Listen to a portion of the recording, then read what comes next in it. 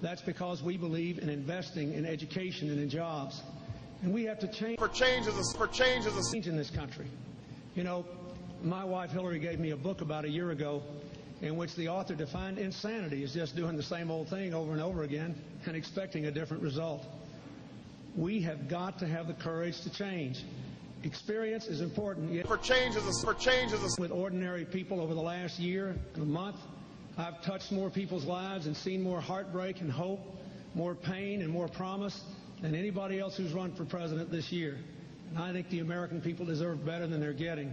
We have gone from first to 13th in the world in wages in the last 12 years since Mr. Bush and Mr. Reagan have been in. Personal income has dropped while people have worked harder. In the last 4 years, there have been twice as many bankruptcies as new jobs created. We need a new approach. The same old experience is not relevant. We're living in a new world after the Cold War, and what works in this new world is not trickle down, not government for the benefit of the privileged few, not tax and spend, but a commitment to invest in American jobs and American education. Controlling American health care costs and bringing the American people together. That is what works. And you can have the right kind of experience and the wrong kind of experience. Mine is rooted in the real lives of real people, and it will bring real results if we have the courage to change. Courage to change. Courage to change. Courage to change. The only reason I'm standing here today is because somebody, somewhere, stood up when it was risky. Stood up when it was hard.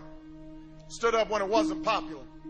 And because that somebody stood up, a few more stood up. And then a few thousand stood up. And then a few million stood up. And standing up with courage and clear purpose, they somehow managed to change the world. As president, I will end this war in Iraq. We will have our troops home within 16 months. I'll close Guantanamo. I will restore habeas corpus. I will finish the fight against Al-Qaeda.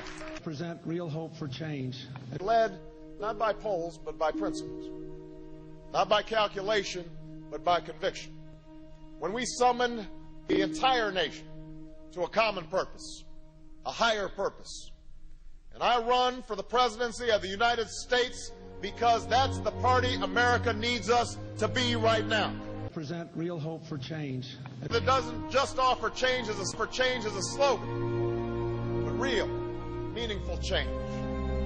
And I'll lead the world to combat the common threats of the 21st century: nuclear weapons and terrorism, climate change and poverty, genocide and disease. For change as a present real hope for change. Present real hope for change. For change as a we can't play defense. I want to play some offense. I want to actually get something done this time out in this election. I want to start solving some problems for the American people and the people right here in Newton. For change as a people that the real gamble in this election is having the same old folks do the same old things over and over and over again and somehow expecting a different result.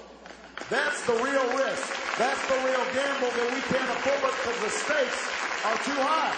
Present real hope for change.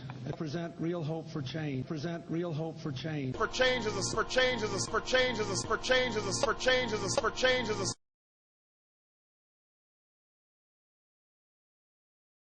for change as a